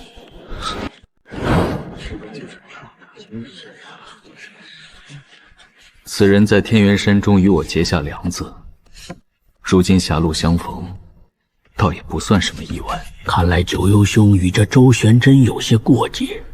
如今兽潮狂暴，我等已应共志成城，在人族大义面前，此人不敢放肆。更何况道友已是元婴中期，对方也不敢真与道友撕破脸面。不过九幽兄还是要多加小心才是。多谢。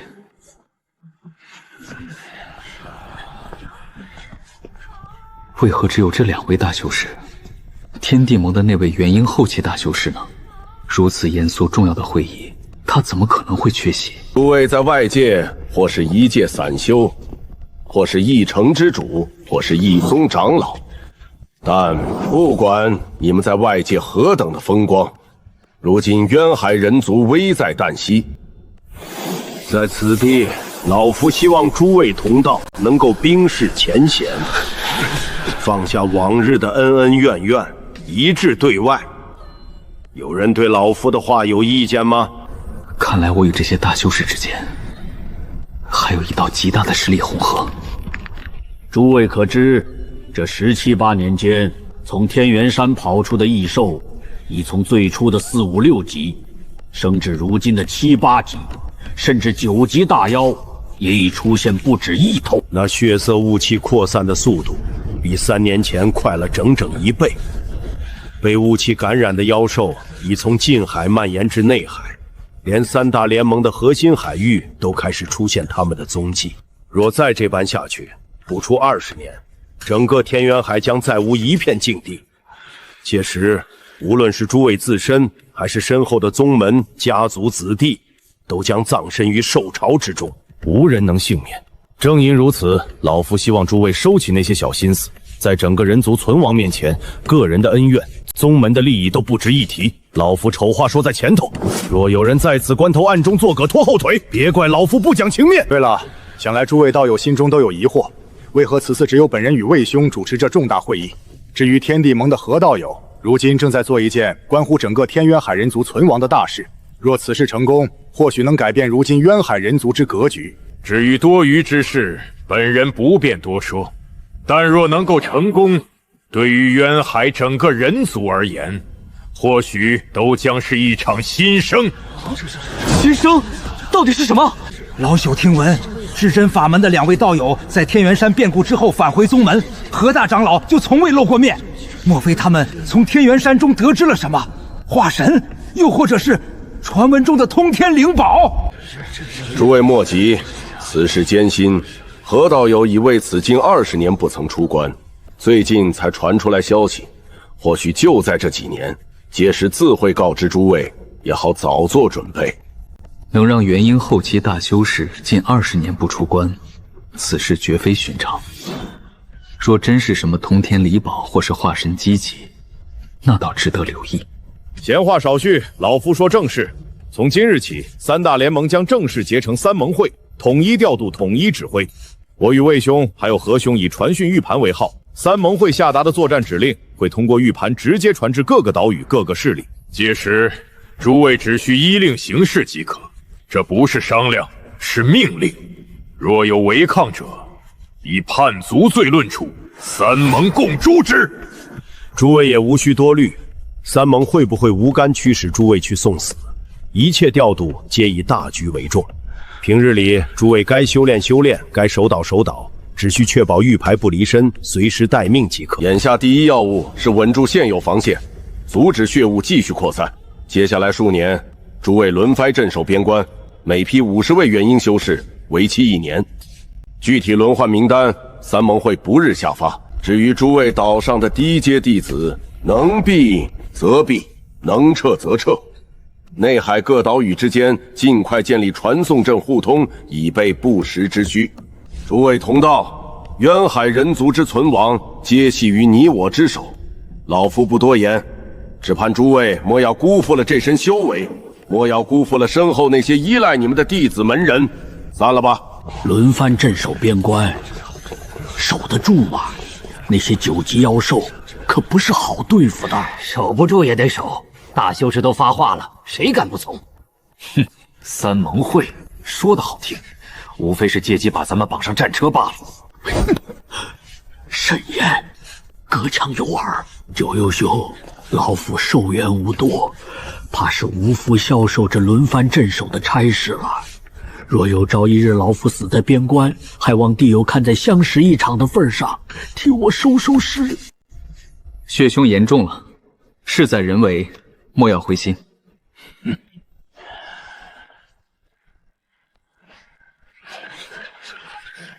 我能隐隐感受到他体内透着一股灼热之意，显然是修炼火属性功法之人。真正让我在意的是他身上那股隐隐的木气，那是一种寿元将近、气血衰败的气息，与血藤子如出一辙。白渊道友，许久不见。原来是幽魂岛的九幽道友，听闻道友已突破元婴中期，可喜可贺。哪里，不过是运气罢了。白渊道友，老夫观你气色似乎不太妙，莫非在天元山中吃了亏？道友好眼脸，老朽确实在天元山与人争斗时受了些暗伤，至今未能痊愈。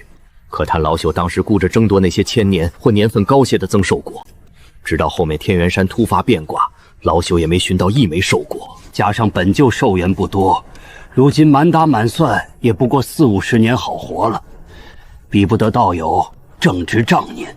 原来如此，老夫倒是有些机缘，在天元山中得了2枚增寿果，虽然年份不高，但也算是聊胜于无。寿果此等至宝，老朽岂敢奢望？天元山一役能活着回来已是万幸。我将这一切尽收眼底。白渊道友，老夫有一事相求，若道友愿意协助，老夫愿意一株400年份的增寿果相赠。九幽道友，此言当真？道友请讲，若老朽力所能及，必当效劳。老夫何时说过假话？老夫有一件古宝，需要以正道的火属性法力炼化融合。老夫自己的法力与此宝属性相媲，不便出手。道友修炼的正是火属性正道功法，又精通禁制符文之道，正是老夫想要寻的人。道友只需助老夫将一道真火炼入那古宝之中即可。此事对道友而言，不过是举手之劳。将真火炼入古宝，这倒不算难事。只是那是什么样的真火？道友可否明言？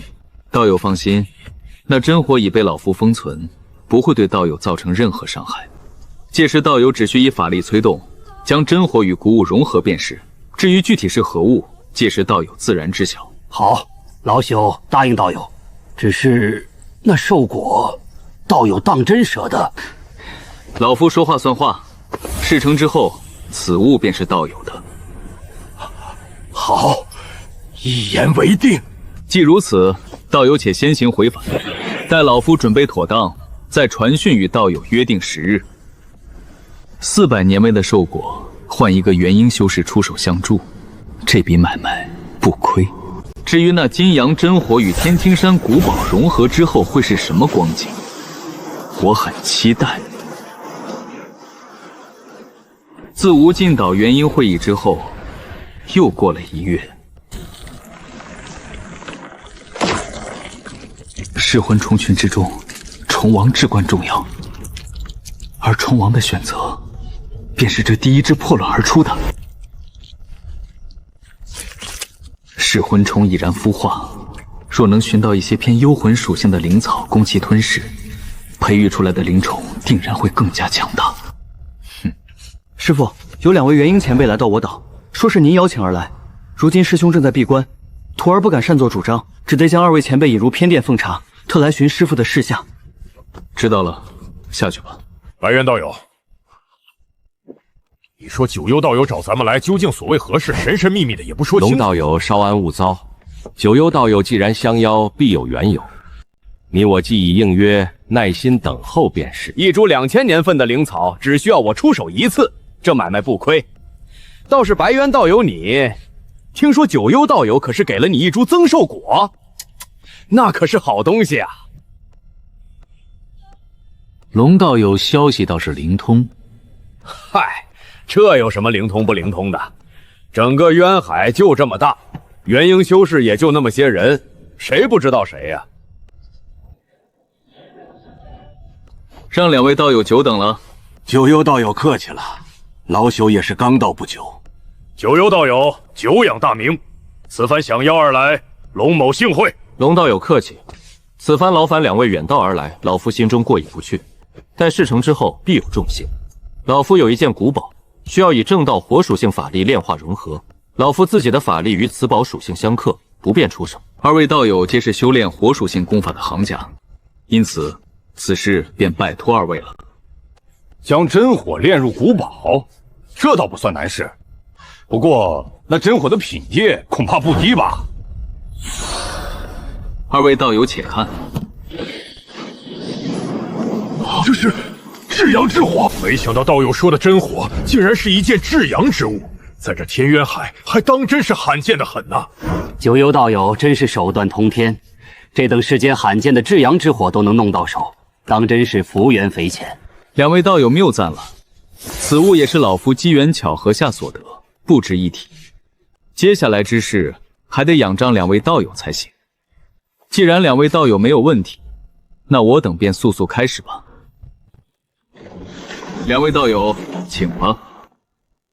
2位道友，老夫以神识操控2件宝物，2位只需以火属性法力催动真火，助其融入天青山必可。过程中若有不妥，老夫自会叫停。道友放心，我2人自当竭尽全力。真火与天青山的融合，在3人合力之下，逐渐步入正轨。一切都在我的掌控之中。时间一晃，又是3个月。随着最后一丝金阳真火本源融入天青山古堡，一股强悍的灵压骤然爆发。好法宝，如此威能，怕是比起那些大修士手中的顶尖古宝也不遑多让了。公属九幽道友收获此等古宝，如此一来，只怕是其他老牌的元婴中期修士，若无同等顶级的古宝加持，都难以是道友的对手了。两位道友谬赞了。两位道友此番相助，老夫铭记于心，这是答应二位的报酬。有了他震慑，魔道盟中将再无几人敢对我指手画脚。日后，此宝便叫金阳天山好了。也不知这些虫子吃不吃这东西。噬魂虫专噬神魂，不食肉体。三盟会下令，所有元婴修士轮番镇守边关防线。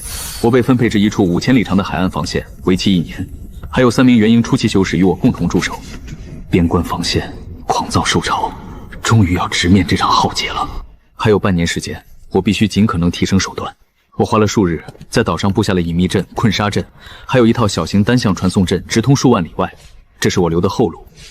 我拜访了血藤子和丹玄子，托他们照看幽魂岛。吃吧，多吃些，日后上了战场，有你们饱餐的时候。魔道盟内部将在半月后举行一场元婴修士的交易会，地点设在黑礁岛。我正好想寻一些高阶幽魂属性的灵草喂养噬魂虫。半月之后，黑礁岛。黑礁岛，九霄城。这是怎么回事？好冷，好强大的气息！快看那边！敢问是哪位前辈大驾光临，来参加我黑礁岛的元婴交易会？是我九妖城的荣幸。原来是幽魂岛的九幽前辈，晚辈有失远迎，恕罪恕罪。前辈里面请。哈哈哈哈！九幽道友好久不见，听天道盟那边的人提起，道友手中更是掌握着一件火属性的顶级古宝，只可惜如今人族大劫，兽潮汹涌。若不然，在下还真想与道友较量较量。道友说笑了，老朽不过运气好罢了。倒是听闻道友在天元山中争夺到一枚千年兽果，再摇寿100年。你我既曾经联过手，待会儿若有什么好东西，可莫要互相拆台。自然。欢迎诸位道友参加此次莫某举行的交易会。既然人都到的差不多了，废话不多说，诸位若没有意见，交易会便就此开始吧。好，既然莫老友已开口，在下便打个头筹。在下这里有一瓶千年寒霜灵水，只想换一同等价值的辅助修炼灵药。寒霜灵水罕见，更何况是1000年份的，同等价值的辅助灵药倒是没有。20万灵石如何？在下只要同等价值的修炼灵药。千年寒霜灵水，此物颇为难得。我用小绿瓶催熟了数株1000年份的高阶灵药，正好可以换取。老夫这里有一节养魂木，500年份，想换3枚7级妖丹或同等价值的宝物。养魂木对神魂类灵虫而言乃是大补之物，500年份虽不算高，但拿回来催熟一番便可。诸位道友，此番交易会能顺利举办，莫某深感欣慰。在交易会结束之前，莫某也有一件古宝想要换出去。莫道友，就莫要消遣我等了。此等至宝究竟有何神异之处，竟让道友如此郑重对？不妨说来，让诸位同道听听。诸位道友，这玉簪古宝名叫百里寸簪，顾名思义，此物可缩地成寸，瞬歇百里，将人包裹在一阵清光之中，300里之距不过眨眼之间。此乃一件速度至宝，是在下偶然所得，若非也舍不得拿出来。莫道友，如此保命之宝，你为何不自己使用，偏偏要拿出来与诸位交换？莫非此宝有什么隐患不成？还有，不知要用何等的天才地宝，才能换到此物？这位道友问得好，像这等短时间内爆发神速的至宝，自然会大量消耗修士的法力。即便是强如元婴后期大修士，若使用此物，也需要大量压缩法力，才能施展那么几次。而对于我等中期、初期的修士而言，不仅要耗费大量法力，还得依靠燃烧精血加持，才能勉强施展那么1、2次。否则，这等宝贝，莫某也不会拿出来与诸位交易。想必诸位也看出来了，莫某停留在元婴中期巅峰已久，本想再打磨打磨根基，可在下想用这寸簪换一些辅助突破瓶颈的置物，也是3位大修士口中所说的新生时，也好为我们渊海人族多出几分力。有辅助突破纪律的宝物极为罕见，这莫天成倒是会找借口。不过我目前最大的短板便是速度，若是能夺得此物，便又多了一张保命底牌。我有小绿瓶在手，不怕拿不出好东西。莫道友，老夫手中有一瓶万年灵乳，不知道友是否感兴趣？交易会结束之后，众多元婴老怪陆续离场。血海兄，老夫还有半年便要前往边关防线，你我在此别过，有缘再会。仙道长青，血某在此祝贺道友安稳归来。待你从边关回来，在下还想与道友好好切磋切磋。一定。莫道友既然来了，何必鬼鬼祟祟？不如现身一见。九幽道神，没想到道友的神识修为也如此众人，倒是莫某巧笑了。不过道友也是好胆量，也不知你口中的万年灵奈是真是假。此等至宝世间罕有，若是道友欺骗本人，那莫某即便抹了3位大道士的面子，也绝不会就此善罢甘休。适才相戏耳，看来传言非虚，道友竟当真拥有一件蕴含至阳之火的顶级古宝，真是令人羡慕。莫道友说笑了，不过是一件防身的物件罢了，不值一提。闲话少叙，老夫手中确有万年灵乳，此物对元婴后期大修者皆有快速恢复法力之神效，其珍贵程度无需老夫多言。万年灵乳固然珍贵，但仅凭此物恐怕还不够。九幽道友若真想要这百里寸簪，还需再加些筹码。我想要辅助突破至宝，万年灵乳虽好，但终归不是专门用来突破瓶颈的宝物。道友若只有此物，那这笔买卖怕是做不成。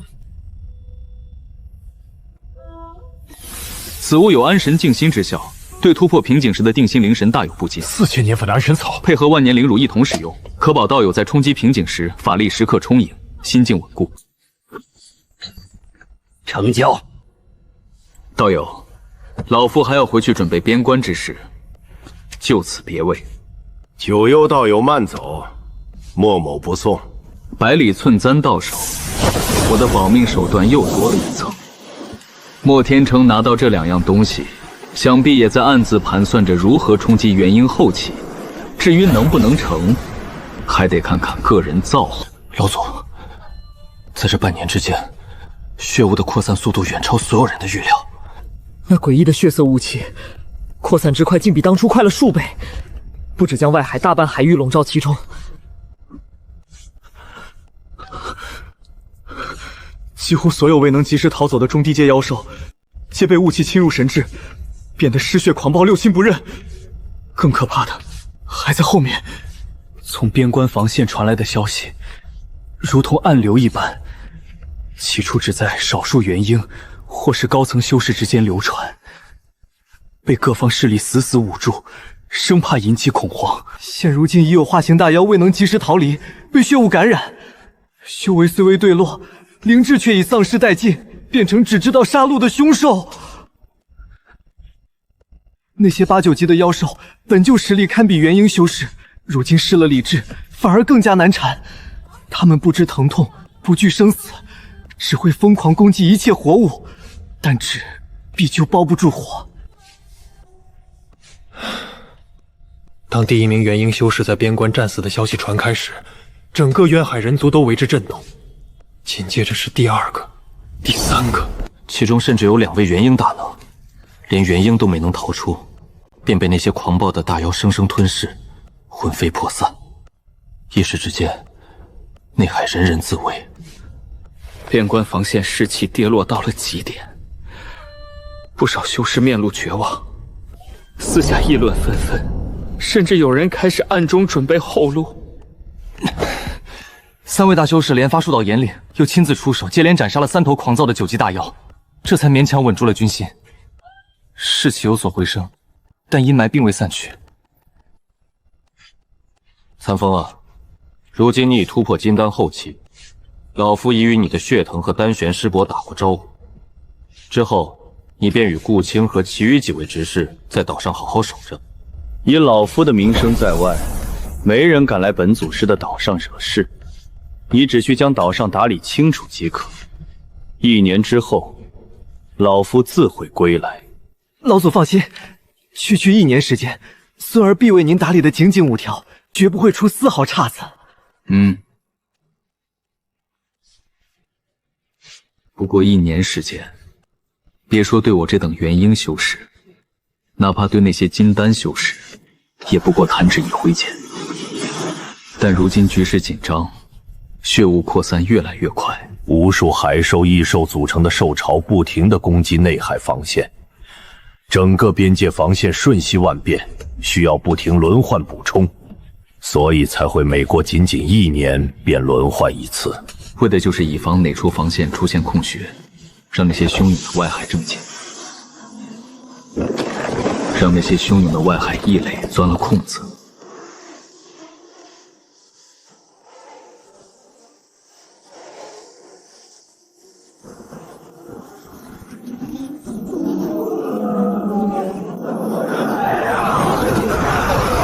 可恶！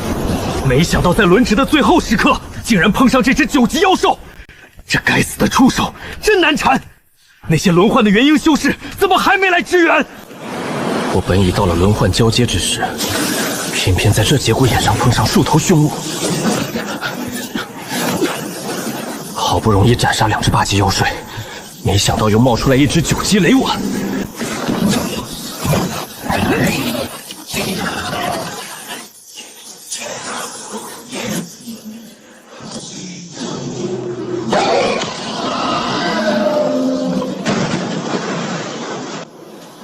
方道友，别来无恙。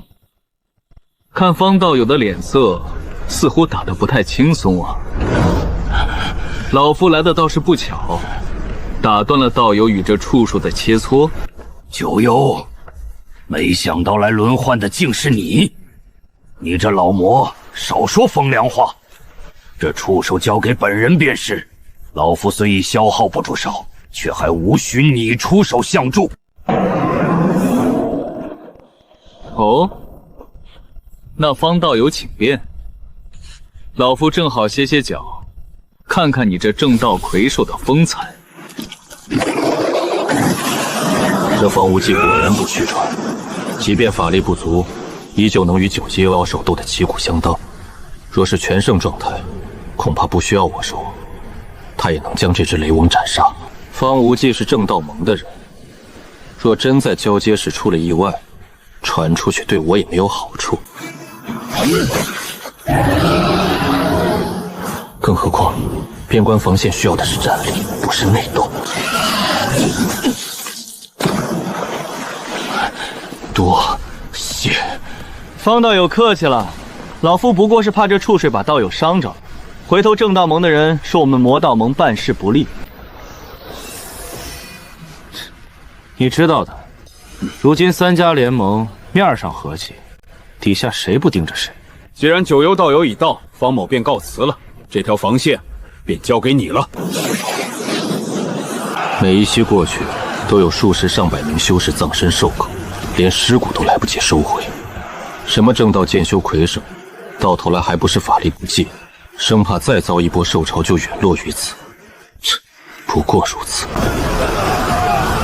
不过这方无忌的实力，倒还真有2下子。此地明显还有2股8级妖兽的妖力波动。没想到此人能接连斩杀2只8级妖兽之后，还能大战1只9级妖兽且不落下风，倒也不算辱没了那身剑修皮囊。既然如此，那老夫若不露几手，岂不是被此人比下去？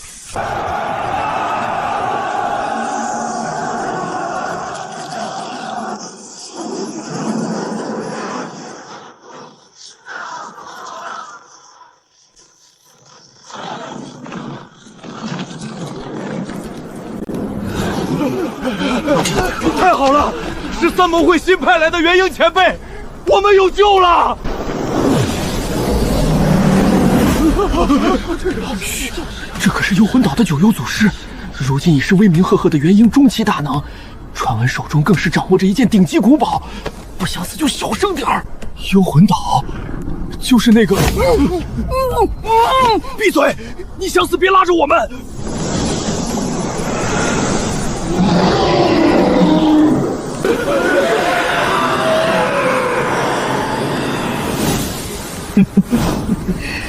有幽魂岛的小崽子们，出来给这些畜畜开开眼！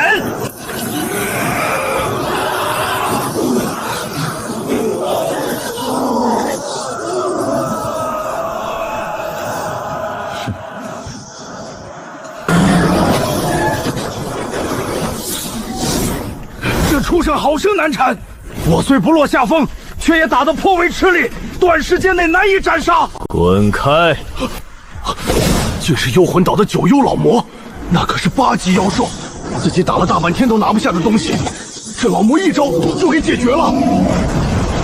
怕是比起方无忌，也丝毫不落下风。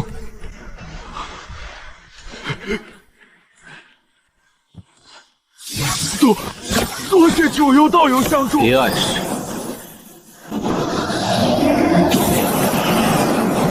这8级火系连海水都烧得沸腾，我虽修火属性功法，却也被克制的难受，只能勉力支撑。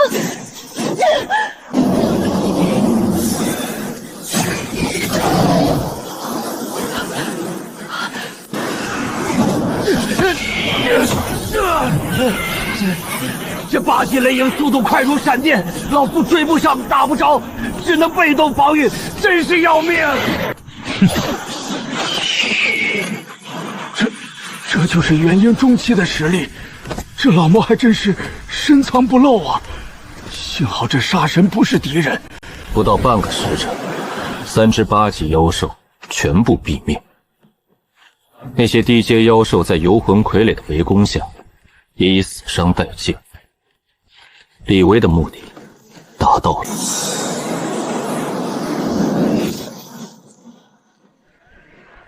前辈，接下来这数日，您带着边关镇守的修士，将上一波侵袭而来的兽潮残余妖兽一一清除。您出手狠辣，凡是被您盯上的妖兽，无论修为高低，皆是一击毙命。大家几乎不用动手，只需收拾残局。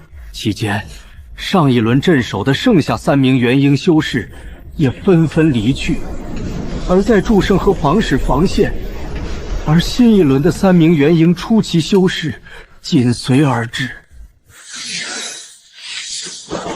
为防止每一轮镇守的修士间出现摩擦，三盟会规定，每5000里防线所镇守的4位元婴修士，皆来自同一联盟。除了我之外，另外3名都是魔道盟的人。其一，万毒门的毒暗海，此人面黄肌瘦，气血衰败，白藤山的白姓修士，他曾来幽魂岛问责，被我吓退，如今态度恭敬了许多。其三，无尽岛的虎姓元婴长老，实力远超同阶。毒道友，你去东面那座焦灰石群；白道友，西面那片浅滩归你；虎道友，南面那座千灵岛是你的，各自镇守，莫要越界。九幽道友放心，我等自当尽力。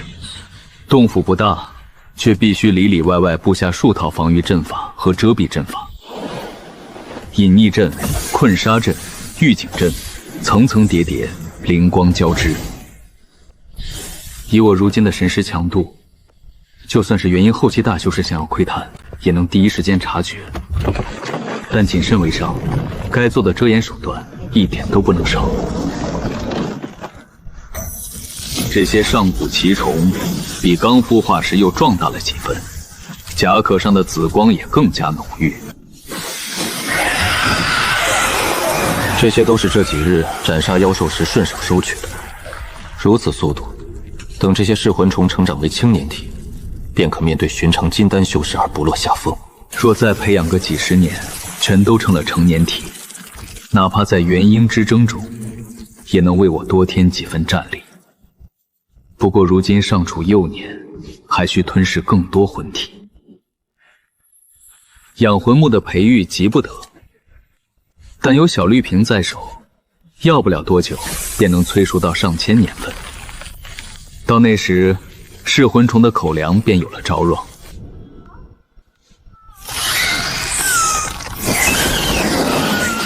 那些妖兽排列有序，仿佛被统一指挥。该来的还是来了。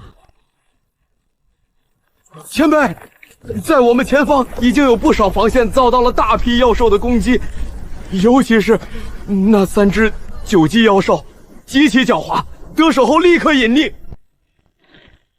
知道了，叫防线上所有人都做好准备，护岛大阵统统打开，严防死守。若有临阵脱逃者，杀无赦。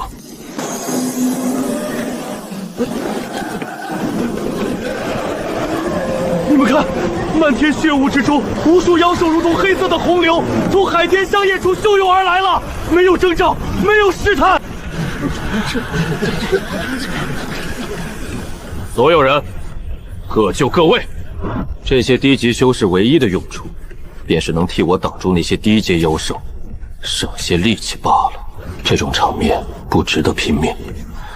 一旦情况不对，我有百里寸簪在手，300里一瞬。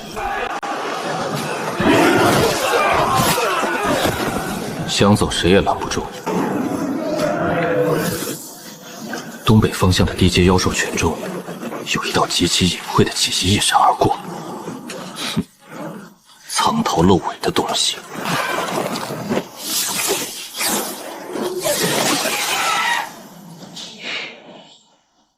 想跑？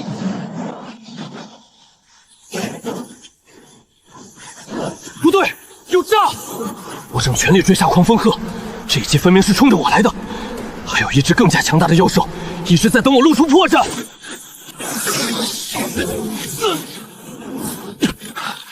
10级大妖，若非玉灵甲，我早已死透。这等实力绝不可力比。我只要找到攻击方向，便立刻施展百里寸簪远遁。